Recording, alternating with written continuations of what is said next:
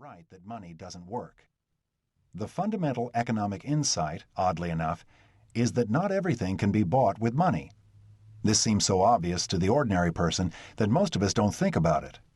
Our inner economist knows that money cannot buy love, respect, or peace of mind.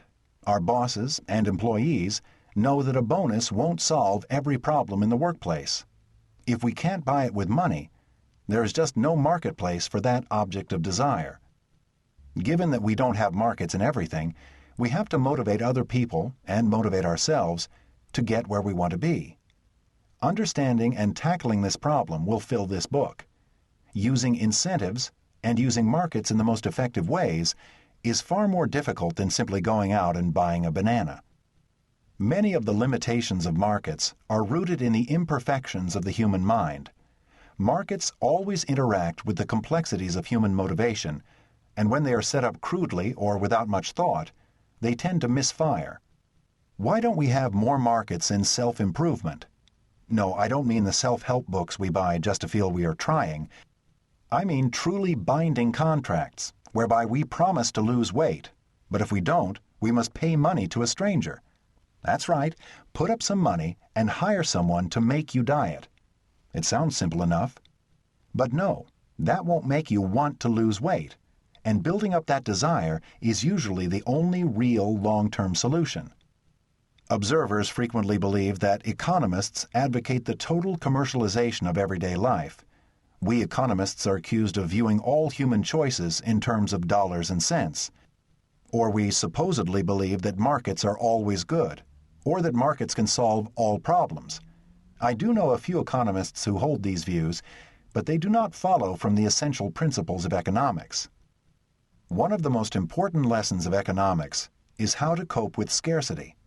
We cannot always pluck bananas from trees, or get the best health care, or buy everything in well-lit, air-conditioned shopping malls. Economics developed out of a recognition of the fact that many things worth having don't just fall into our laps in the course of our everyday lives. Even ordinary personal things like falling in love, surviving your next meeting, and motivating your dentist. The real purpose of economics is to get more of the good stuff in life.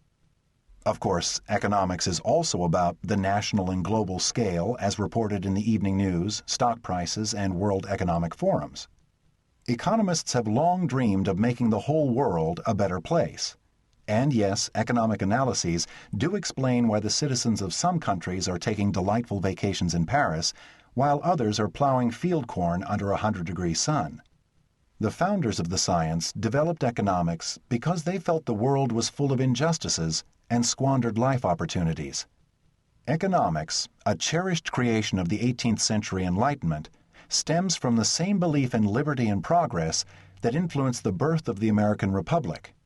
The Founding Fathers believed in the power of human liberty, that is, a society based on the idea of free and responsible individuals. It is a profoundly important fact, which I will discuss further in the next chapter, that you can't understand how incentives work if you don't understand the importance of a respect for human liberty.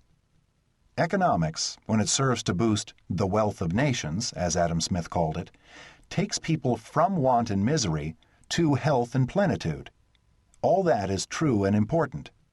But for this book, we will start with our jobs, our choices, and our personal relationships as foundation stones for all subsequent decisions. Saving the world will have to wait until Chapter 9. To be sure, this is not the only book that applies economics to everyday life.